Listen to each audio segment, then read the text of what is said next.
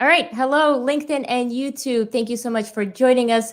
We are live today with two special guests from Tellius. We've got Ajay Khanna and Alvin Wong.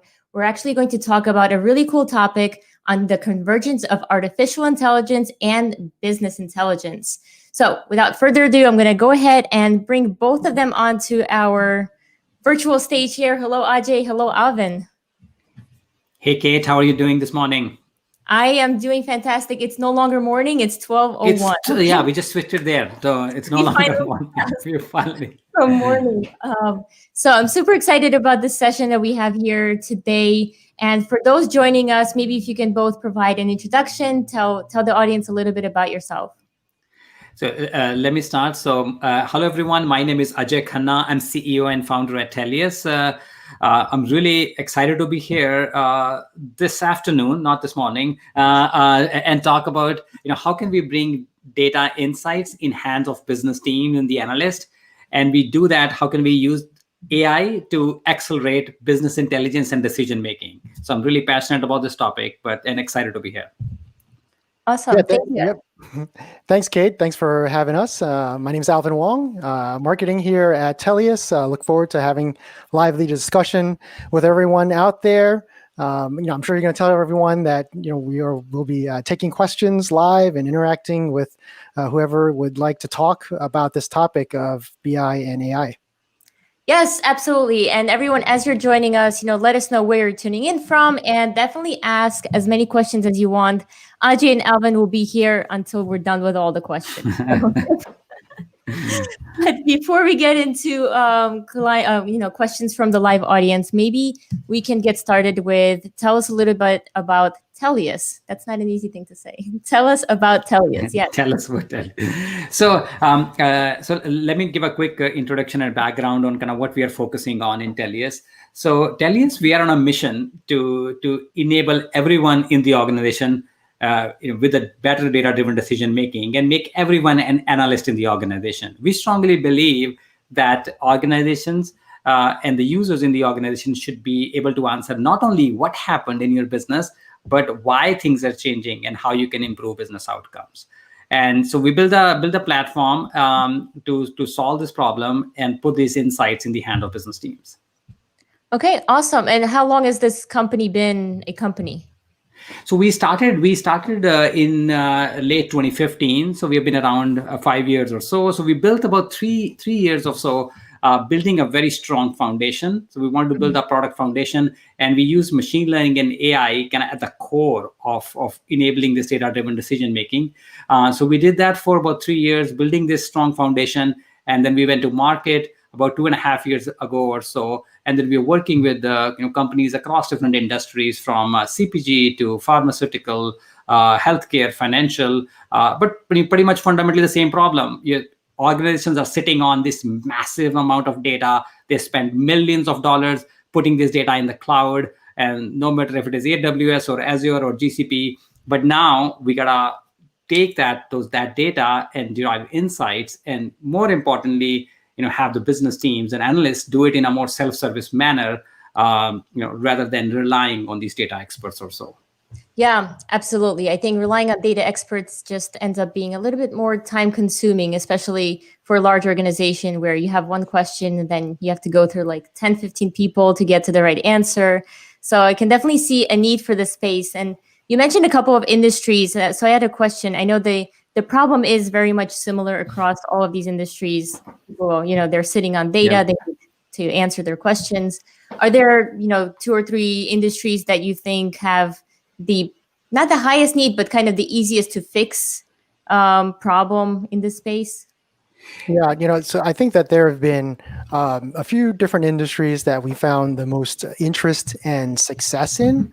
So one area that Ajay had mentioned was pharmaceutical and life sciences, right? That's an industry, not only is it heavily regulated, but it is an industry that is looking to utilize data more and more so, especially when it comes to thinking about how to improve their commercial effectiveness, how to bring drugs to market, figuring out what drugs to bring to market, and also how best to bring internal operational efficiencies into areas such as payer analytics and rebate teams as well. So that's one area. Another area would be consumer goods companies. Very very similar, right? They're looking at how to enable business teams, right, business users to get faster answers from their data about understanding customer behavior and market share. And they're oftentimes faced with a very long, difficult, arduous, complex process to get those answers. And there's definitely a need in those types of areas. And then there's other areas such as high tech and financial, right? Looking at trying to figure out how to solve problems such as that are perhaps deemed to be more complex or more analytical in nature, such as churn or customer behavior type of analysis. And they're struggling with also a complex process to bring their skilled resources and how to bring a more effective workflow in order to speed insights to the business in an effective manner. Awesome, Alvin. It sounds like you're solving problems everywhere because you're like this, and this, and that, and then one more thing. So, yeah. You gave me 3, and I gave you 4, but we could probably. That's awesome. So today we're talking about the convergence of AI and BI, and I just wanted to start on that topic and talk about why do you think we need to combine those two, right? What's wrong with keeping them separate?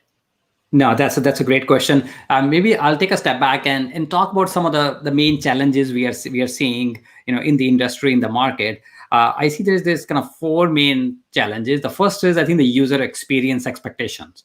So when we look at our current BI stack, I think we see there has not been any major disruption in that in the last 20 years. It used to be dashboards on desktop, then became dashboards on a client server, then became dashboards on cloud, right? But it's still dashboards, and that's not how we consume information in a day-to-day basis. So if you have to book a flight from DC to LA, you go on some kind of easy consumer interface using some kind of search bar, and then be able to type a question or make that booking, buy a pair of shoes. So you can do all that pretty easily, but that's not happening in the business world. I think that's one challenge. The other challenge we see is that when we look at all this data being accumulated, we see there's a huge gap, and that gap is widening between the data and insights. I think that gap is widening. And the reason is that while we're collecting a lot of data, the approaches we are using to analyze data are very manual, outdated, and they are just not scalable. You can't do that and look through millions of combinations in the data to find those hidden insights, relevant insights to drive better business outcomes. The third challenge we see is that there's a lot of hype about machine learning AI. I think it's hard to avoid that word, no matter what blog you look at, article you look at, what talk show, even our talk, we talk about AI. But the challenge we see is that's still not accessible to the masses. The majority of the business teams who could actually benefit from all the power of AI, it's just not accessible to them. And then the last piece we see is that most of the current BI tools out there, they were built 10 to 12 years ago. I mean, they were pretty awesome for going from an IT-led era to a little bit of a self-service era with using dashboards and visualization, and gave a lot of self-service capabilities. But at the same time, that stack was still very outdated as we look now, that in regards to the amount of data that can process. You can't really take that terabytes of data which you're putting on this amazing servers, that you can't bring all the data into those BI tools and be able to analyze that. So what that creates a challenge is that you could be collecting petabytes of data, but if you're not analyzing it, all of that is actually going to waste. So looking at all these challenges, I think when we look at from machine learning AI technique perspective, that you can combine what machines do really good, which is churn a lot of data, and then you have the business intelligence side where the domain experts who understand, what does churn look like, or what does market share means. I mean, they have a really good understanding of the domain, understand the features. When you combine these two together, I think the magic happens, where now that all the analysis you are doing can be supercharged now with all the I will say you can combine the ease of use and that intelligence to improve that data-driven decision making, and able to analyze all the data you're collecting rather than doing it in a very manual approach. Yeah, absolutely. And you mentioned making things accessible to the masses. And I just wanted to maybe define, what do you think of when you're saying accessible to the masses? Is it anyone at a company at any level of the organization that would be able to use a tool like Tellius to get insights? Yeah, I mean, when we look at our future vision, and I think I give this example that when we're looking at a flight booking example, I think when I look back 25 years ago and looking at a flight booking experience for individuals who are born in the last 25, 30 years, they can't imagine a world where you would not have Google Flights or Travelocity or Expedia. So at that point, normal people just could not book the flight online. And I think we see an exact same scenario for business intelligence, and that just is insane. Like, you have so much data, and you can't have a head of marketing, a head of supply chain not being able to see how many orders were shipped and how many are. So our vision is, and it's not going to happen overnight. I think it's going to be a progression. It's going to be a journey. And all these techniques, natural language, machine learning, are going to help us go to that next level. And also, some of the pandemic has also accelerated some of that push there, because now you can just walk to the next cubicle and tap on your data analyst shoulder and say, get me this report. That isn't there. So you need that self-service access. So we believe, and that's what our mission statement is, that we want to make everyone in the organization a data analyst. What that means is not that we want them to do complex SQL stuff. What we mean is that you can actually ask questions, get answers from your data in a more self-service manner. Yeah, absolutely. Just looking at comments, we got Divyang saying, great illuminating session, and thank you for sharing your knowledge. And I see Jessica here has shared the site for Tellius. If you guys are watching and want to check this out, they do have a free trial that we'll actually show a demo later in the session as well. So definitely stay tuned. But yes, I wanted to ask a question, because you mentioned that this is not going to happen overnight, right? So what would that look like? Let's say I'm a company and this sounds really interesting, and I want my business users to stop tapping data analyst on the shoulder every time they have a question, so the data analyst can do their job. How long do you think it takes for a company to go from saying this is interesting to actually being able to go ahead and ask questions from their data? That's a great question. I think it depends on, first of all, I think we are very early stages of this journey. I think people are still trying to get used to what does natural language way of asking questions look like or feel like. I think one of the main question, objection, concern we hear when we go and talk to different customers is that, how do we enable our teams to make that shift? I think the enablement and cultural piece, I think, is a bigger barrier here. I think we got the technology, and then you always need a cultural shift, and how are we gonna get that happening? So what we feel is it depends on where you are in your analytics journey in the organization. So I would say that if you are still in an early stage, and that's how we look at who are the right customers for this kind of technology, is the organizations or the business teams who have actually already gone through some kind of business intelligence journey, meaning they got some Tableau, Power BI, Click, they gone through the dashboarding journey. They reach a stage where we're like, oh, okay, we can't scale anymore. These dashboards are, we have 25 dashboards, and we have heard terms like someone has 800 dashboards, and it's like, okay, time out. Like, we gotta figure out, what do we do here? I think that's where the acceleration is faster, because they see the need, right? So I think now, of course, if you're talking to an organization who is still trying to get their data into a dashboard, for them, it is still a few years out. So I think we normally, the approach we take is just assess where you are in the analytics journey. And then if you are at that point, I think then you can actually make that happen, in a matter of maybe 6 to 9 months. Like, you roll out this, then you slowly enable different team members, and then they start asking those questions or so. So I think that's kind of how we see that. Okay, yeah. Obviously, it was going to vary, so that makes sense. based on the organization. And you mentioned 800 dashboards. That's a nightmare of mine, I'll be honest. Especially dashboards across, let's say, Tableau, Power BI, Click, and whatever other BI tools out there. How would Tellius fix that, right? How do we address the need where 5 different departments are creating a very similar dashboard, and they're maintaining that dashboard, they're refreshing that data, and then some people are just not even using the dashboard who this was built for? How would you guys address that? And Alvin, do you want to take this? So I think it really, so again, it depends on the organization and the types of challenges that they're facing. And a part of it is just kind of thinking about a different approach, right? So if an organization is just married to dashboards, right, really take a hard look at how people are actually consuming them, right? Are they for operational reporting? Are you monitoring KPIs? And then think to yourself, okay, well, what happens when you need additional analysis, right? What happens when you have a follow-up question to something you see? What is that process that happens?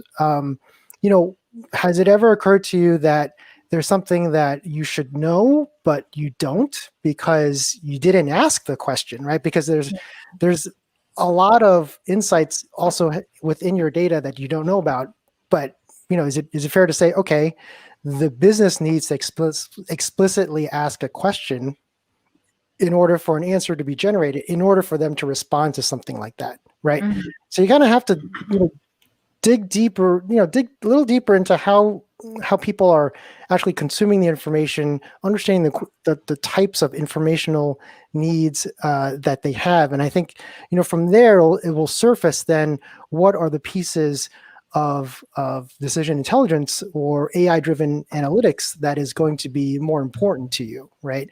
I think Ajay has brought forth, I think we've both talked about different types of use cases where AI can improve the BI process. Is it, at the business user level, right? Is it at the analyst level, or maybe it's at the data science level? As well, right? So there's kind of these various kind of work streams and information streams that you have to look at and inspect and say, okay, where's my biggest boost, right? To the earlier question around, okay, how does someone get started? Well, oftentimes it kind of has to start with them kind of realizing, hey, there's something I want to improve. There's some difficulty in a particular area, and then you kind of take it forth from there to find the right change in technology or the change in process that's going to work for you. Mm-hmm. Yeah, absolutely. I love especially the fact where you said the user would want to ask a deeper question, right? Something that they maybe didn't ask a data analyst to put on their dashboard, but now they need. So obviously what they do next is they tap on the data analyst's shoulder and say, hey, by the way, I also need this.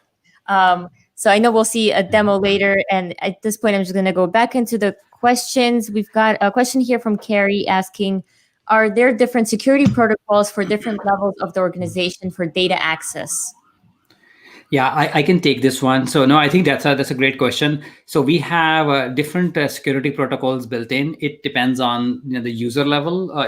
We can do it at row level, column level security there. So depending upon, and we have live examples where some of our organizations where they have, let's say, a few hundred users who are using Tellius. But what they will do is that they will have, let's say, 5 or 10 users who are more their power users. So they have access to look at the data, maybe create some new data models and stuff. Then the other users who are mostly utilizing that to ask questions using search. And then we also have some limited users who are generating insights, because the reason you're trying to limit that is because insights certainly take a lot more compute power. So if the organizations want to make sure that they are balancing the compute power they have with the access, so it's possible to do that.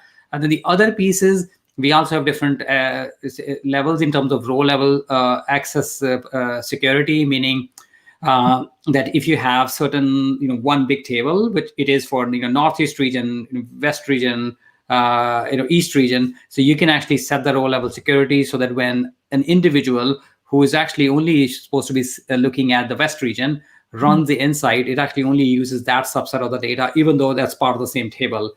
So just different levels of security protocols to make sure you have the right access of data and the right access of features to the users in the organization.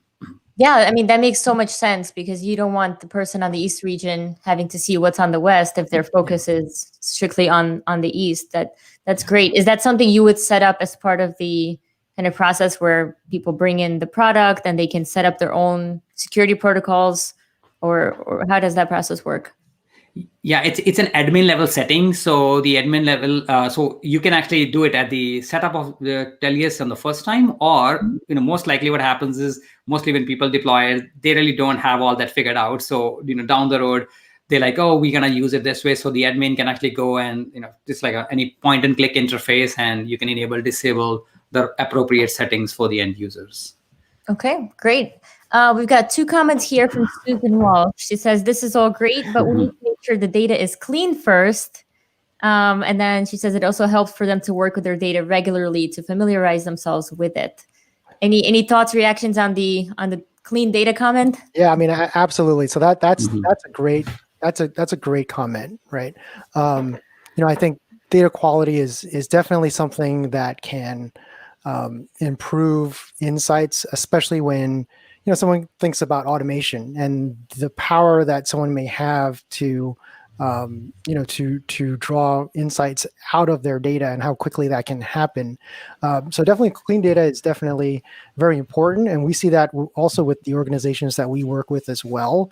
And in response to that, one thing that I think sets Tellius apart is our ability to prepare, transform, and clean data within our platform as well, right? So not only do we think about the user experience, right, as a consumer, right, whether that's a business user or a data analyst, but also try to take care of the underlying plumbing that's necessary to ensure that you have clean, accurate data that comes into the system that people can then leverage for a wide variety of use cases, right? So, right, when we talk about this convergence of BI and AI, there are many applications of this, from standard BI query, from automated analysis, and then ML modeling. But really, at the core of that, you need clean data, and so we supply that capability and effectively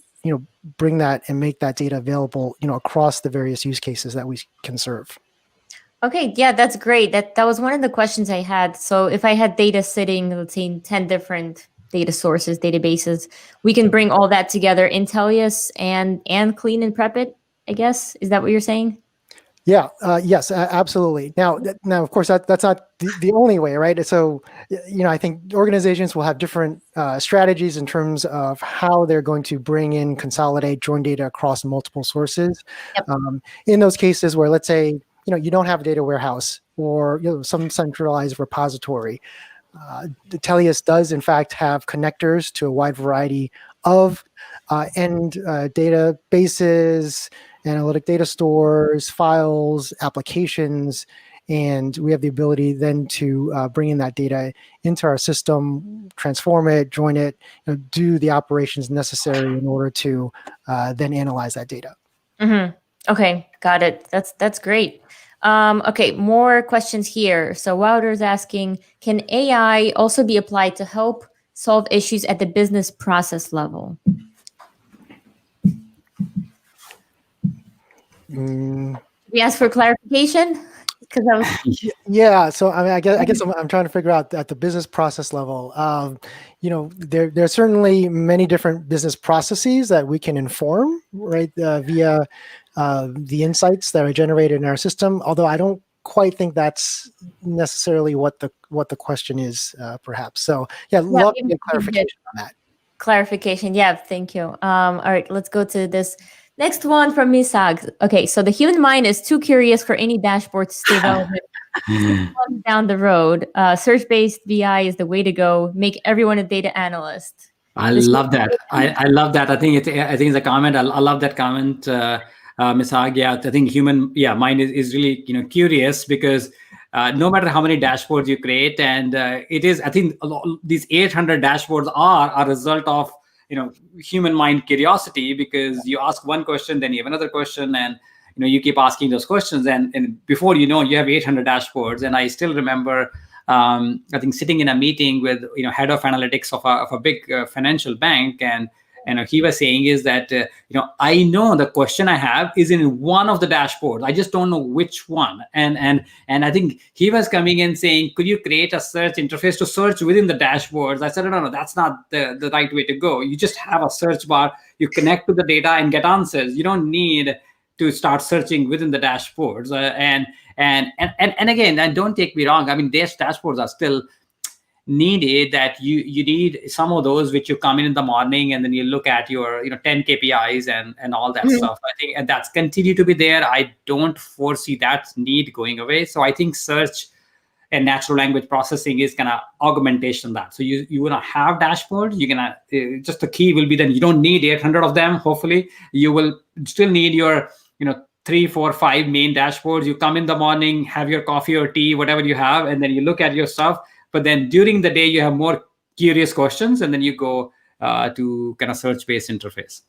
Yeah, absolutely. And I think these business intelligence platforms make it so easy for us to create anything we're curious about. It's not difficult to create the 800 dashboards because it's literally a couple of clicks. But then we get into that dashboard creep or whatever it's called, where there's just so many of them. And I actually spoke to another company that provides a search across all your dashboards. But if you can take that whole middle layer out and go directly to search your data, that just seems like a smarter way to go.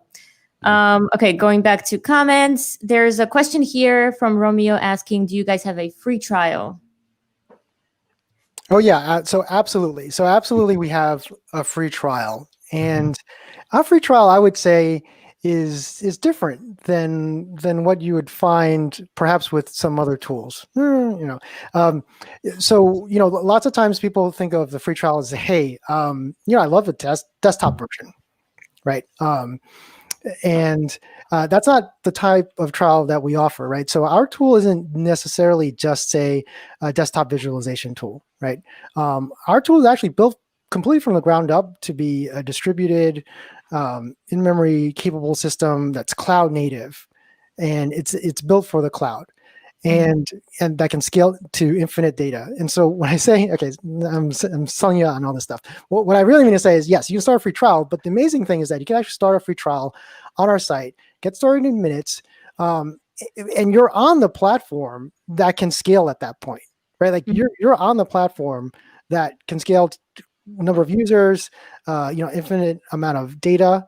And we've built our platform to be elastically scalable in that way to bring resources to bear depending on the types of workloads that are being run, the processing power that's being needed.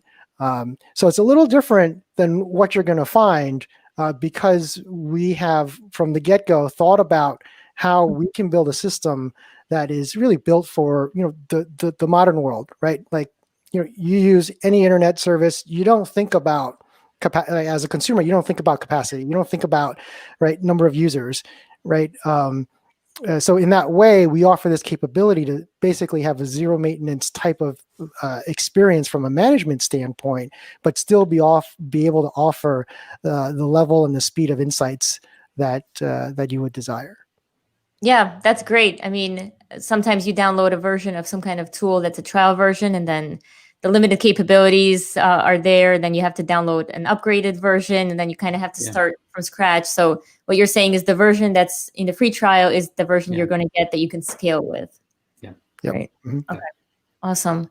And people can go to Tellius.com, or is there another specific link that they need to use? Yeah, just go to Tellius.com. There's a link to the free trial there.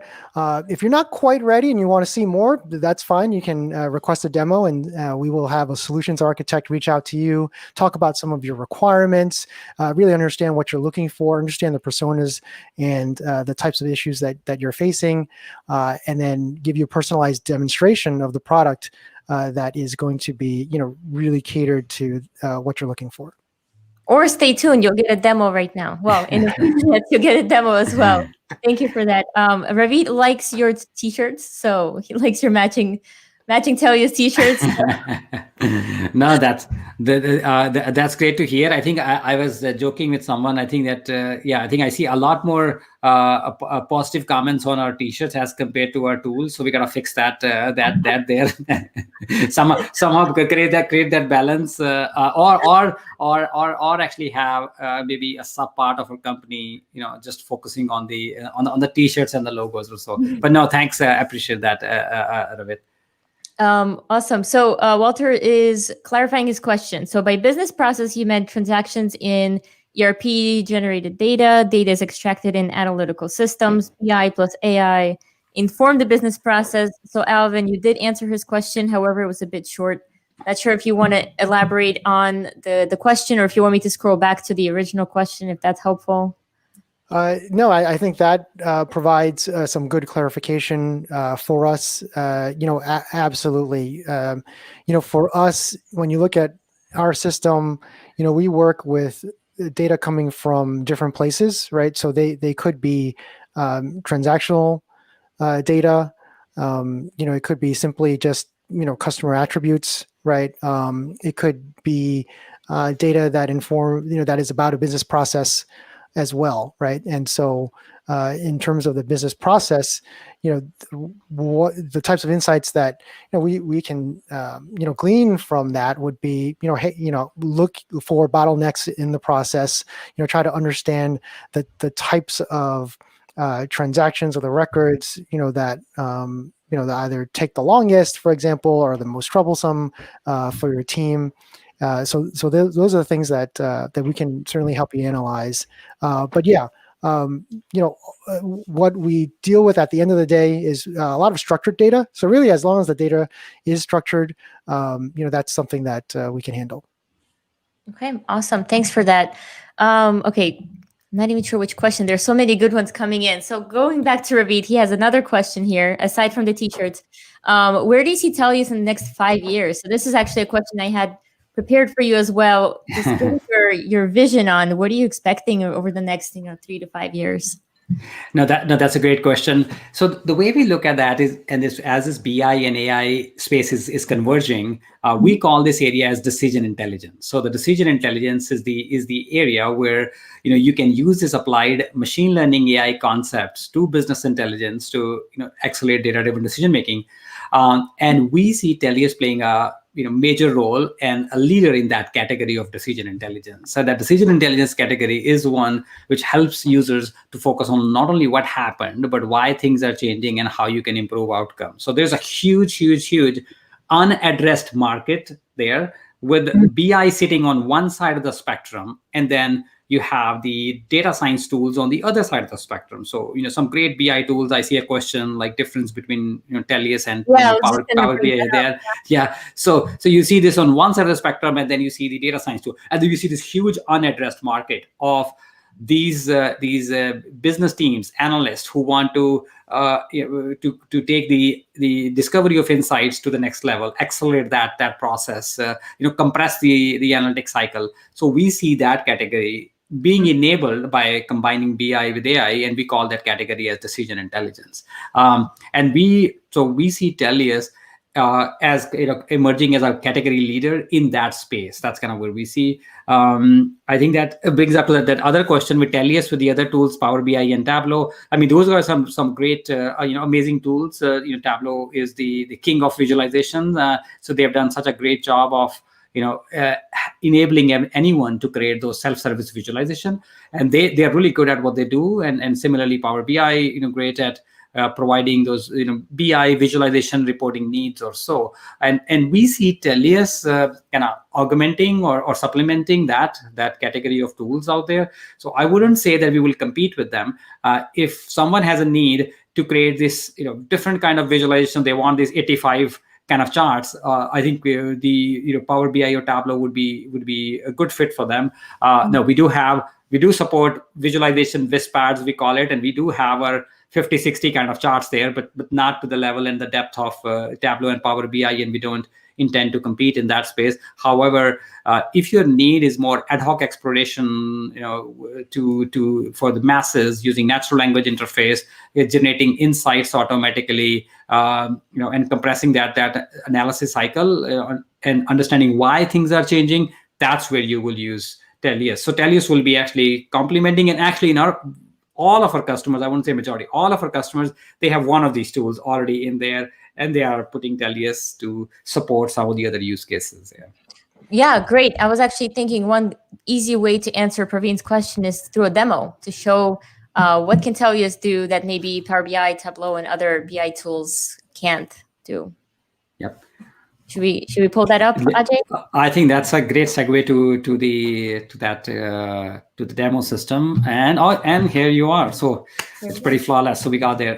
Perfect. So let me start with the interface and see how that works. And I will also a little bit touch on the data. I think I see a lot of questions around data, but I'll start with how you can ask questions from the data.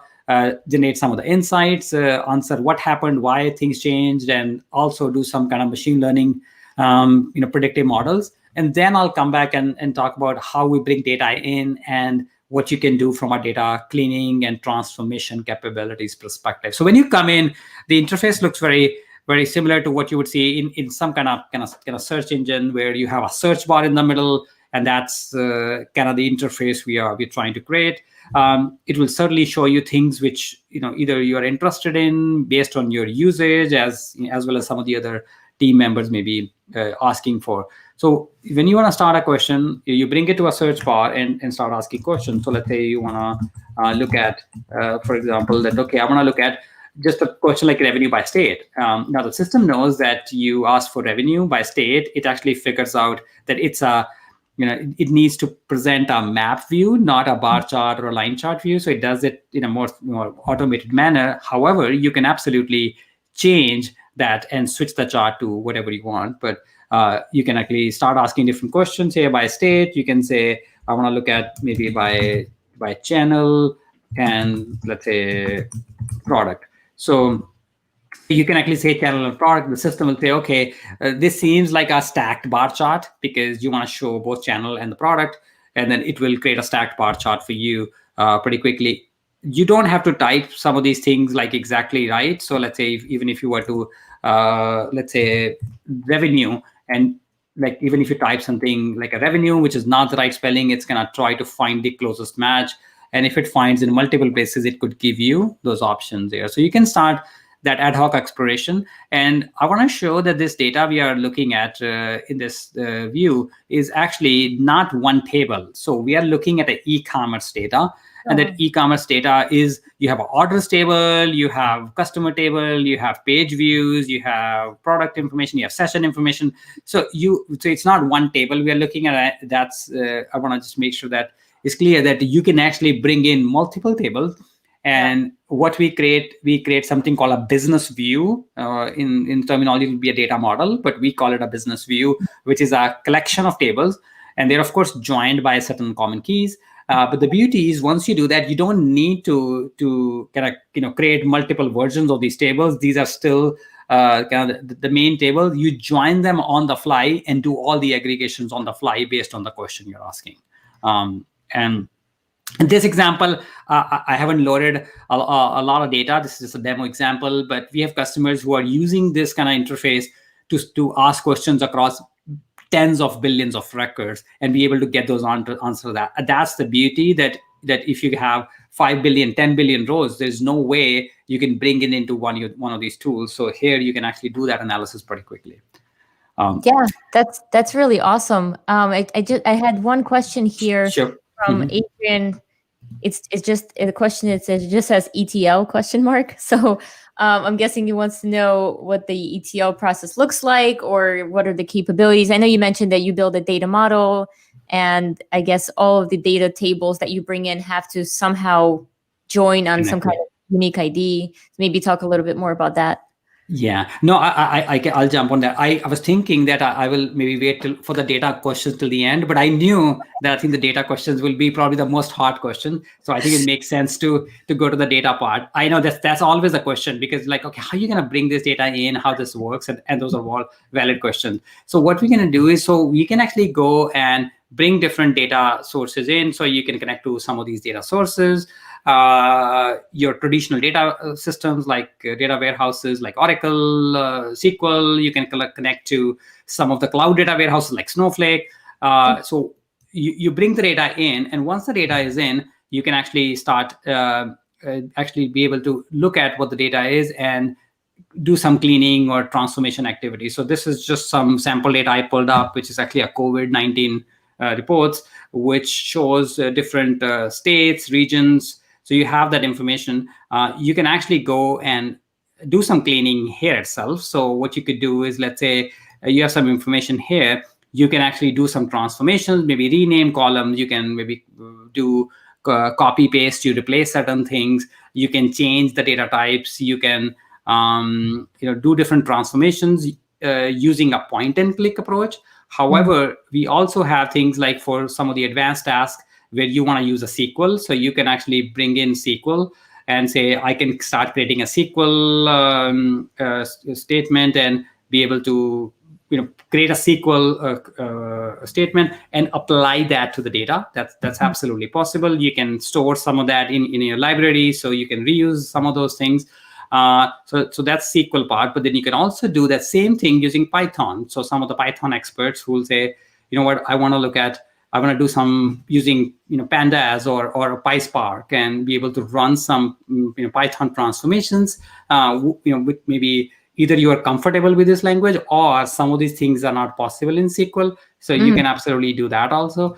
But for even if you don't know this, no big deal. You can actually do a lot of that activity with a lot of this point and click approach. And we are building this thing, what we call as a pipeline, because normally when you're trying to clean something, you have multiple steps. You remove a column, you add a column, you create a new column, and then you can see the pipeline and then be able to come back here and change one of the steps, because I'm sure whatever you do, a few days later, you'll realize, I don't know, I want to change this column type or so. So you could do that. So that's the step where you can go through. Then what we do is you can also bring, you can combine different tables into one place, which is what we have. We call it an e-commerce view, which is what I was showing. And here you can actually join different tables together. So you have location table, orders table, kind of join them together using some common key. And that's what we'll call as the e-commerce business view. So what I just went through was you can bring in data, you can do some transformations, you can combine things together.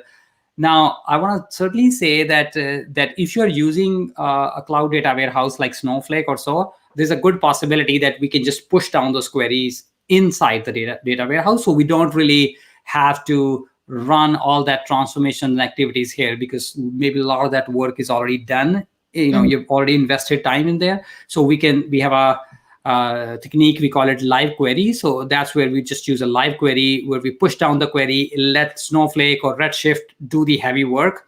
So you have both the options available. So if you have invested there, you can utilize all the investment you made in Snowflake. If you have not made investments in this cloud data warehouses like Snowflake, and you're still using SQL, Oracle, you can bring it in inner memory, combine things together, and so a lot of different options available from that perspective.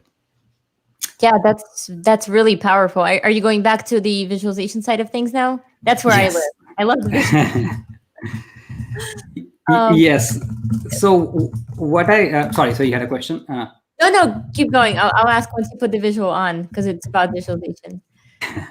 So I just did another chart where it's like, okay, so now we are looking at revenue for we're comparing two different channels, email compared to social. We are doing it for quarterly, for South. So if you look at that, it's doing a lot of things. It has filters, it has quarterly aggregations. You're trying to compare two things. You have revenue.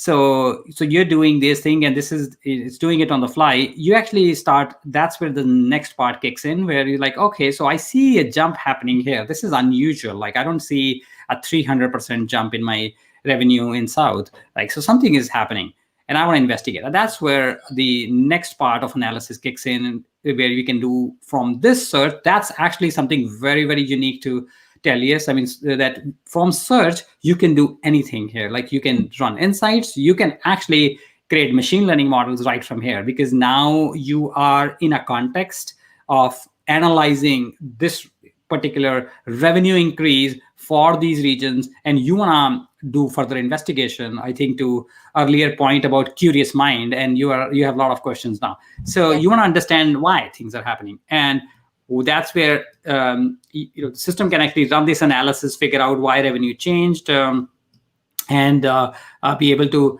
find those answers and say, okay, we can actually do this analysis where the revenue changed, and the Q1 was this, Q2, you see the change happening, figure out, create this narrative, a natural language narrative, and then be able to even find the contributors and reasons for what those biggest changes are. So what are the biggest changes from the contribution perspective? So you can see those changes there. Sorry, I lost the screen, so I'll bring it back here. So so you can see all this impact. So that's actually a lot of analysis done through a lot of variables to find the biggest contributors there. And again, you can continue this investigation further, because you may want to see why did email or one of the channel is doing better than the other. You want to compare these two, and that's where we have different kind of insights. So this other insight is more of for us, the cohort comparison insights, where you're trying to compare what happened on revenue on one channel as compared to the other. And I'll give some examples of it. So it certainly applies to marketing, where you're looking at two channels and say why things change. We're working with a financial institution where they are looking at, because they are making different credit card offers. So you will have a 2% cashback credit card, or you have a 50,000 mile credit card.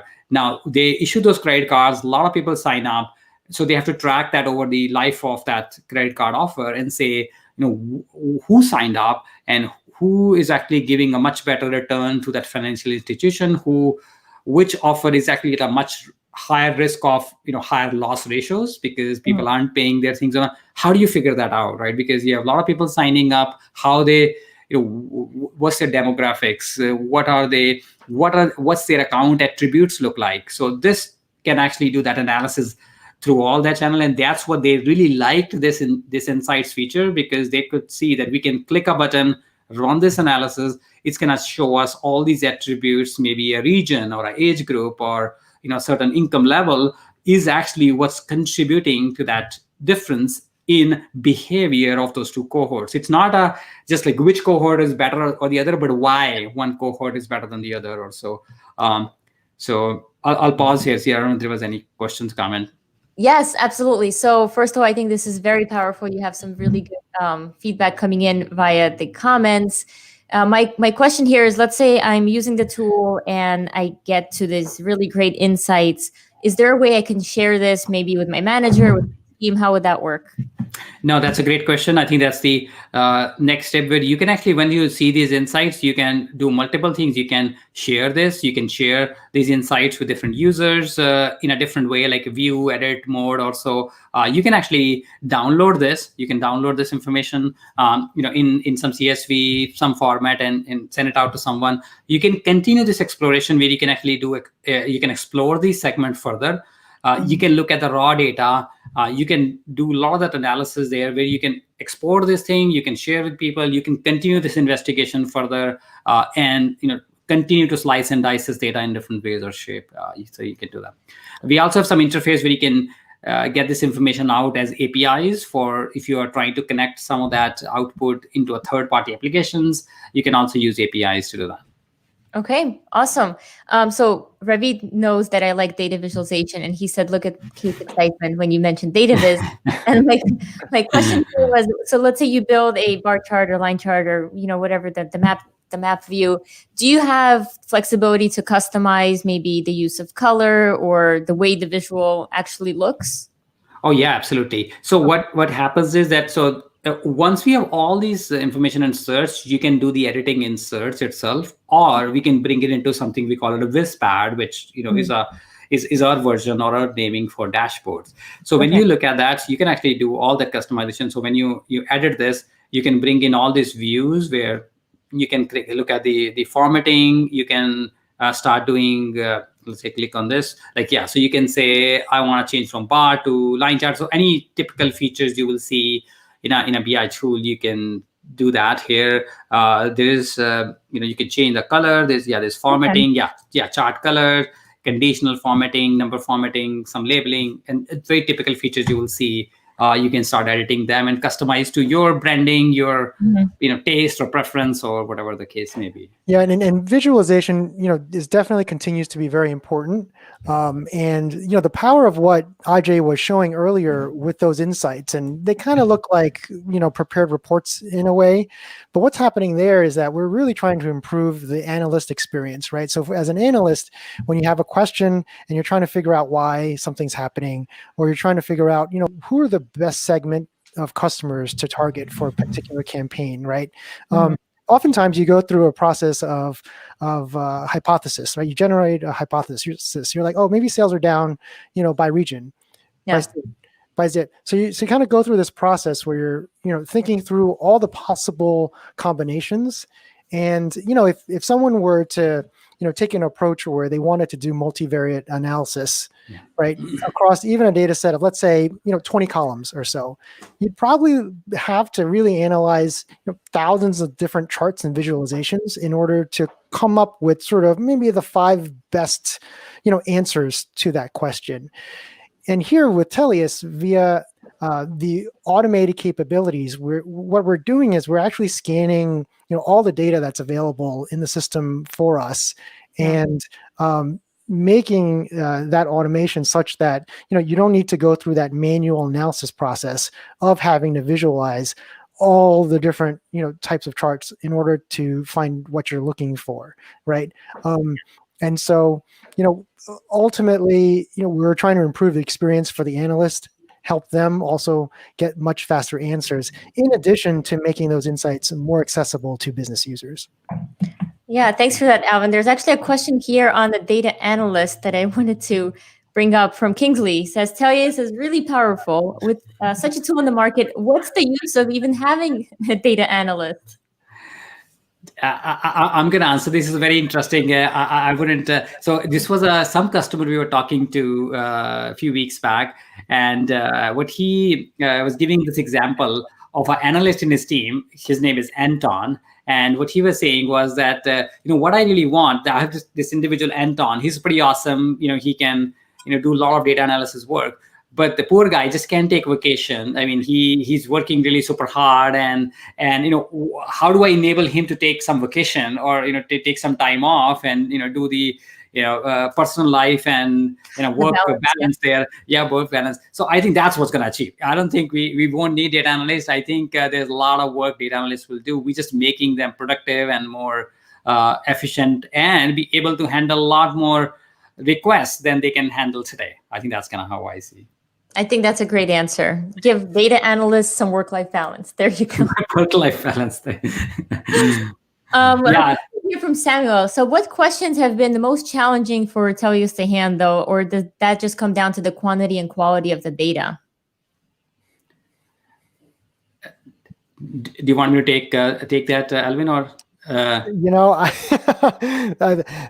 Thanks for trying to lob that one over. I'm trying to think. I'm not sure if I have a good sort of response here for something like that.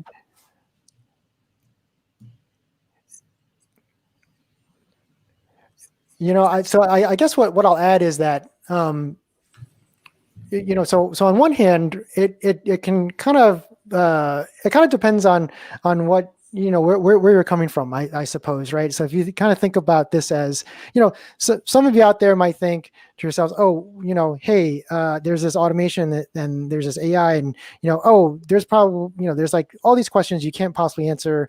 There's you shouldn't be able to either analyze the data, or maybe can't sort of automatically answer these questions. And at the same time, I think Ajay in this demonstration has done a great job showing you some of the power. But of course, there's always going to be some points of the implementation that may be harder than others. So, for example, right, we talk about natural language search, and while we do give people a great starting point in order to translate either written text or spoken word into things that match in their data, that can often be a process, right? That is often a process where the system has to learn about the particular vocabulary that businesses use, right? A lot of the shorthand, a lot of acronyms and things like that, it's a learning process.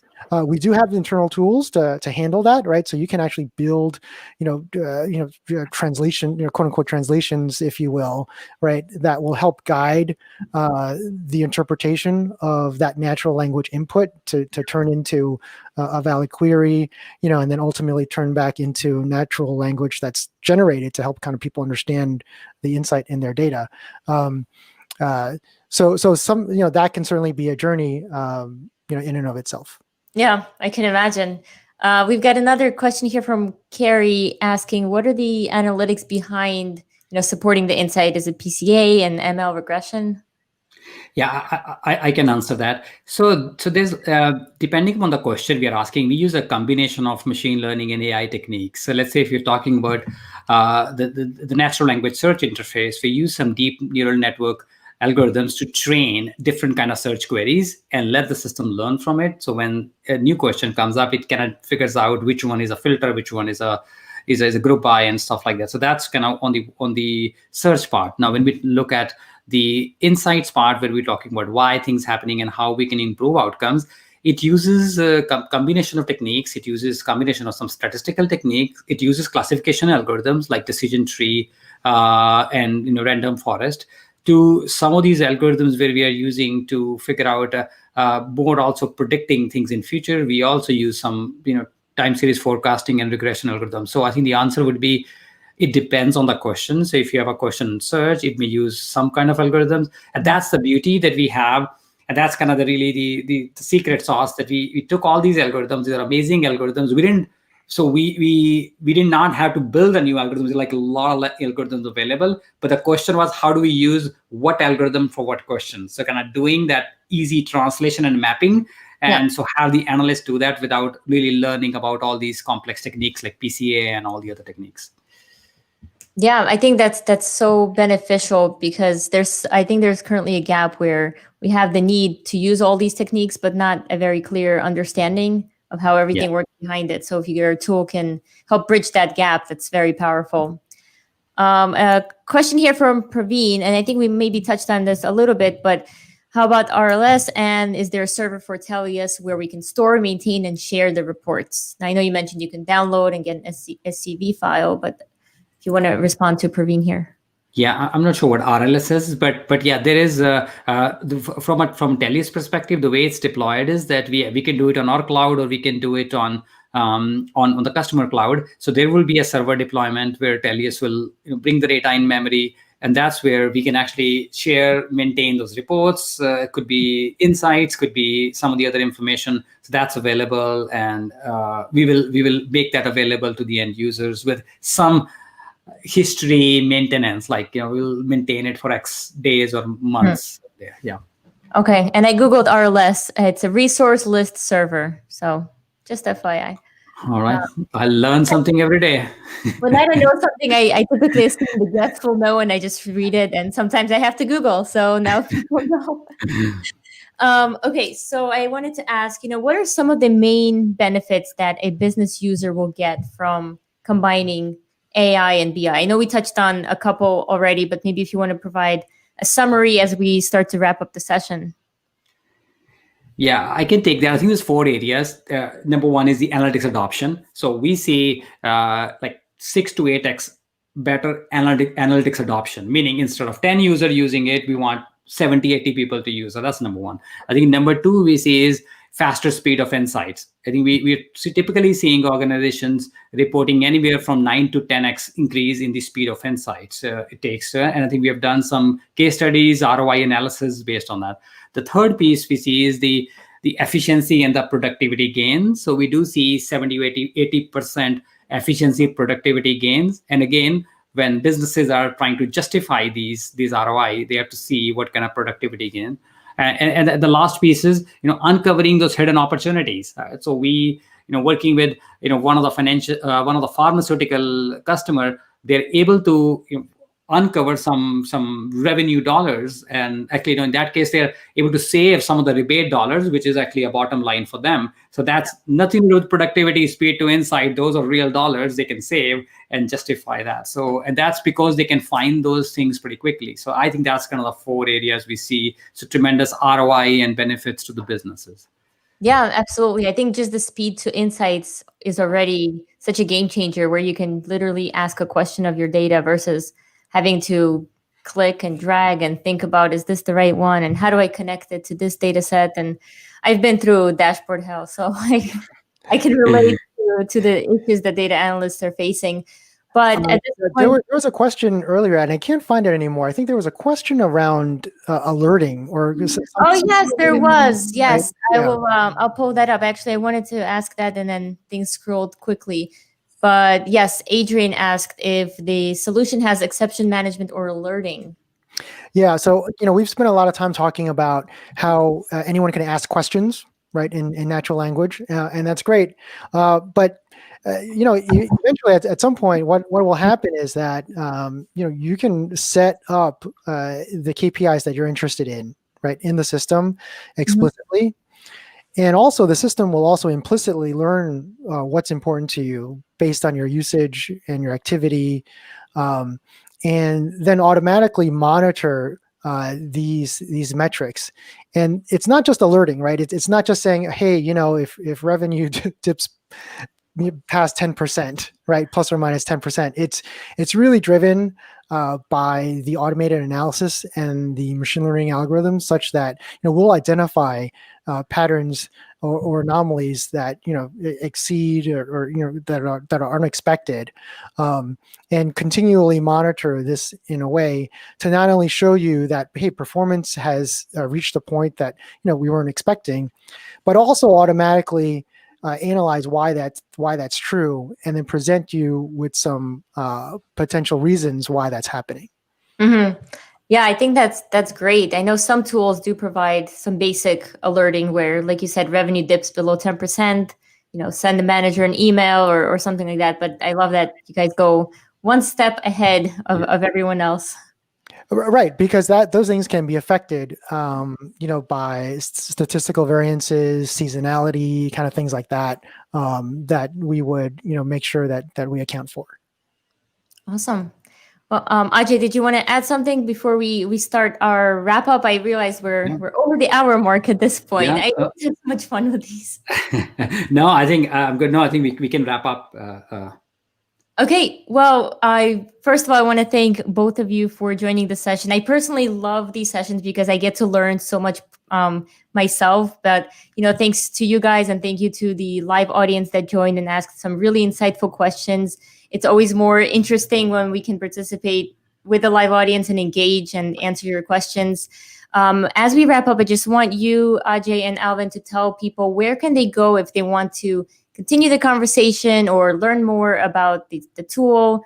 Do they find you on LinkedIn or Twitter? Where do you guys work? Absolutely. So we have a presence on LinkedIn, we're on Twitter, but a lot of the information is right on our website at Tellius.com. So from there, you can learn more about us, learn more about the technology. You can start a free trial today, just within minutes. Just sign up, and we will have someone reach out and kind of understand what you're looking to do there. Or if you don't want to start a free trial, that's fine. You can request a demo, and then we will give you a personalized view about how we can help you in your specific situation that you're in. Absolutely. Thank you. And Ajay? No, I think I'll say thank you so much, Kate, for having us on the show. I think it was pretty engaging discussion. I love that when we have a lot of questions, a lot of discussions. I think it was pretty engaging discussion. But certainly the future of analytics is bright with AI coming in. I think we are at the early stages of this whole kind of evolution of analytics, with making it easy to access, as well as combining with some of that intelligence powered by machine learning and AI. So I think we can certainly see it taking effect in different organizations, and we'll certainly engage into discussions if someone has a use case or so. Love to talk and see how these kind of solutions can help those organizations. Absolutely. Thank you both so much again for your time, and have a great day, everybody. Great. Thank you. All right. Thank you. Thanks, everyone. Take care. Bye-bye. Bye.